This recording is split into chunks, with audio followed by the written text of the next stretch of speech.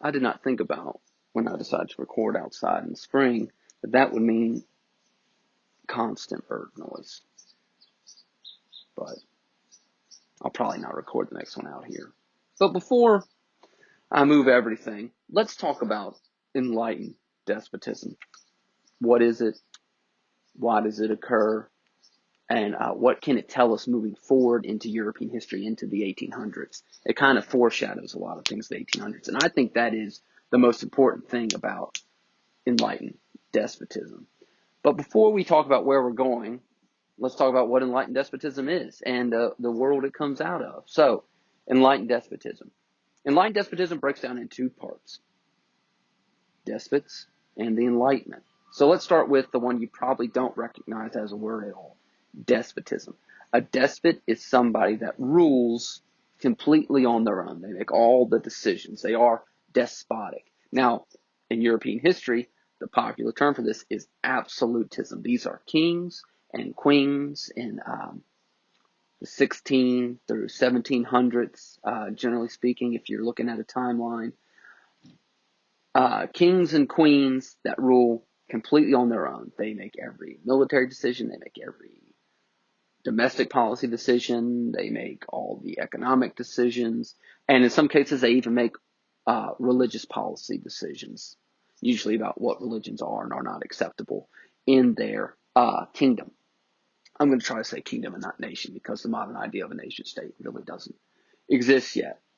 So that's what an enlightened ruler is. They rule by divine right, this idea that they have been selected somehow by God to rule, and therefore they cannot be questioned and they should have absolute power.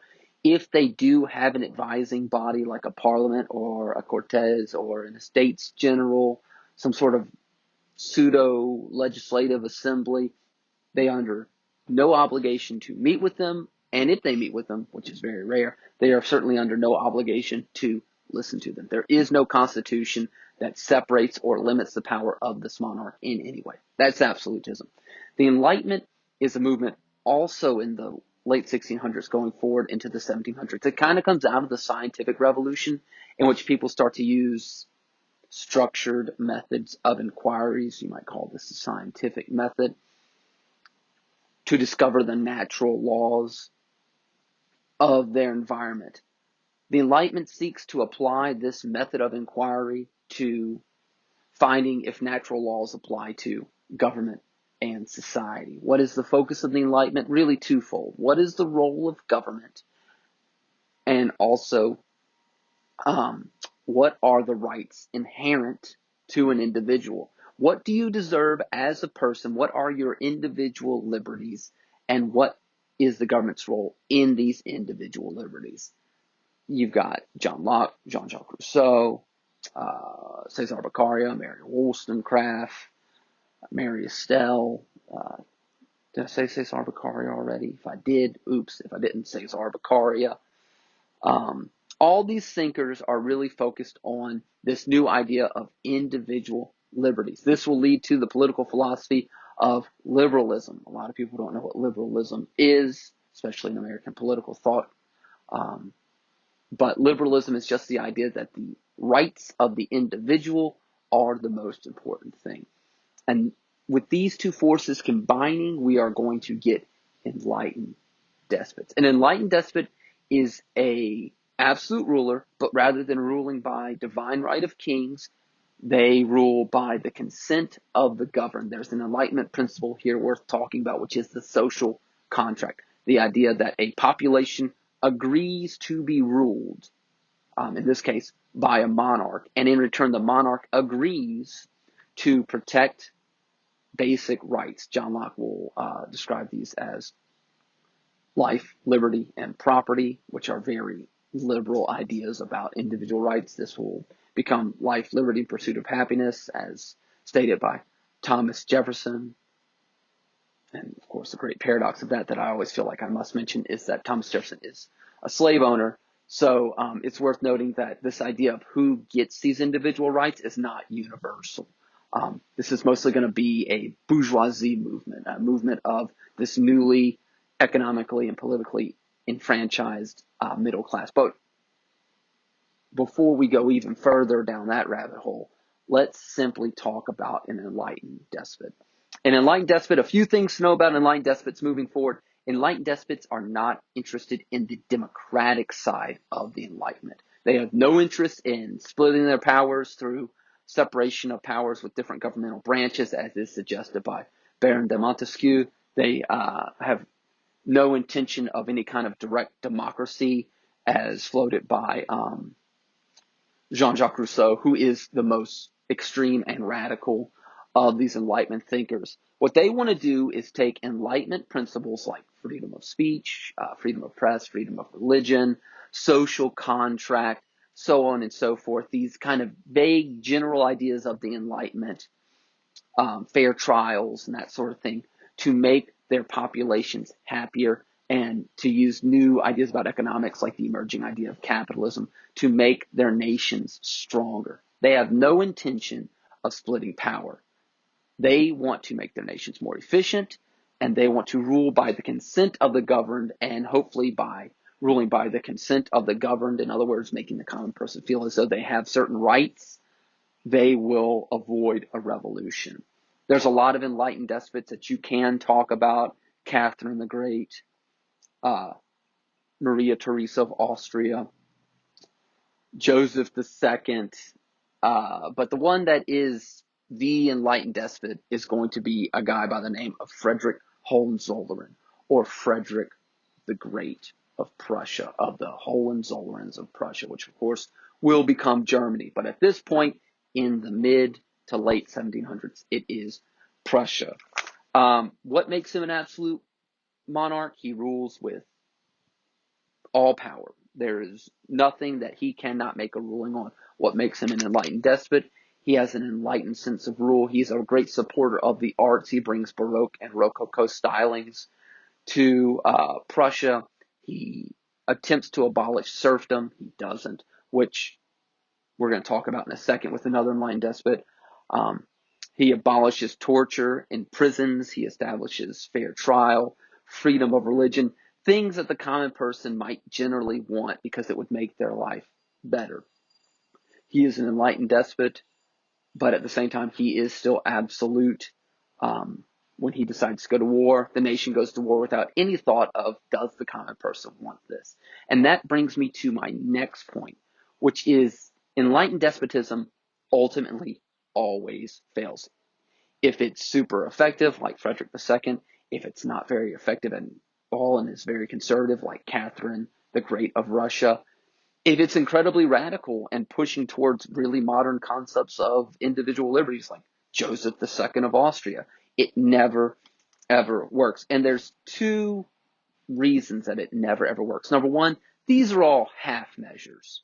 What I mean by that is these enlightened despots want to change everything, but they want everything to stay the same. That might seem paradoxical, and that's because it is. They want to remain as an absolute monarch with an economy mostly based on agrarian feudalism, but at the same time, they want all these great things for their people, and they want to move forward as a nation. But you can't change everything without changing everything, which is a matter-of-fact statement, but it has deep implications here. They want to change everything about their country, make it more modern, but they want to stay with this very antiquated form of rule. You can't do both. A nation cannot push forward at this time without some form of liberalism. And that is something we will see coming up as the enlightened despots foreshadow these liberal revolutions, especially the French Revolution, probably the greatest example of liberalism in action in a revolutionary sense. The other thing is there's no constitutions. And that brings us to our next and final talking point, which is Joseph II. Joseph II is the most extreme, radical, enlightened despot. He does all these things that are very extreme, to say extreme again. And the one thing that he does that no one likes is he seizes church property, Catholic church property, for the good of his people. And also he demands that the serfs be freed and paid. Now, this doesn't work out for a variety of reasons, but one reason is the second he dies without a constitutional legal system, his brother, who is a very conservative Austrian Habsburg monarch, just changes it back to the way it was. Without a constitution, no matter what the intent of these enlightened despots is, it can just be changed back by the next monarch with no real recourse by the common people. But there's another thing here, and this is a thing that I think is so important about enlightened despotism and why it fails. Joseph II wants to free the serfs to make sure they're paid. And the noble people that control the serfs, these peasant workers that are tied to the land, don't like this. But guess what? The peasants don't like it either. And that might seem really odd. Why wouldn't the peasants want to be paid? And it's a really interesting question. And I don't want to make this video super long. But think about it like this. I always like to use an American example. What good is this abstract concept of individual liberties without real concrete support? The great example here is American slavery. And I'm not trying to say that American slavery and serfdom are the same. They're not. There are some similarities. Certainly the closest you could get to the American version of slavery in Europe is this idea of Eastern European serfdom.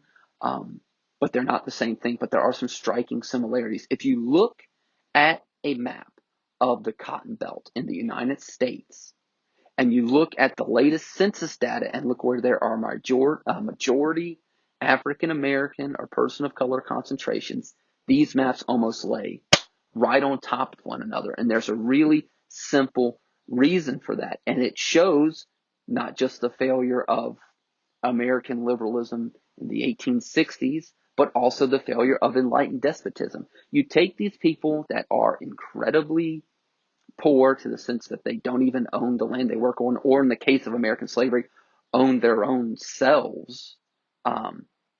They have no opportunity for education. They have no skills other than farming. They have no generational wealth saved up from which they can pull themselves up by their bootstraps, or whatever idiom you want to use. And when American slaves are freed, they say, great, what do I do now? What do I do with freedom? I don't have land. I don't have money. I don't have skills. I don't have an education. I probably don't even really speak the quote unquote native language of English that much. I guess I will just go back to doing what I was doing. And of course, you see this in American history, sharecropping. And they go right back to being basically slaves again.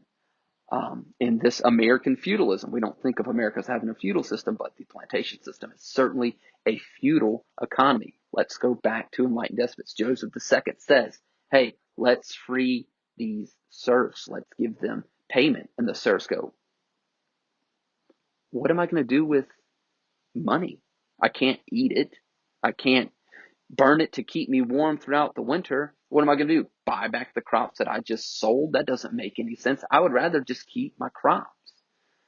And this confuses Joseph II because he says, well, you're free. And, to wrap up with this final point, which is the failure of enlightened despotism, what good is abstract liberties like life, property, happiness, if you don't have the material means to secure them, like actual money or land? And these serfs don't really like this idea because they're like, great, I have access to buying a castle now. All of a sudden I have the freedom to do it, but I don't have any money to do it with. And of course, this shows the great failure of enlightened despotism, which is they want to change everything without changing everything. And rest assured, things are about to change. It's not a coincidence that you have enlightenment, enlightened despotism, and then finally, put my hand where it should go, liberal revolutions in which the people of France really act on these enlightenment philosophies. And I will see y'all next time. And to continue this theme of individual liberties and economies, we're going to talk about class conflict. I'll probably talk about dialectical materialism a little bit as well.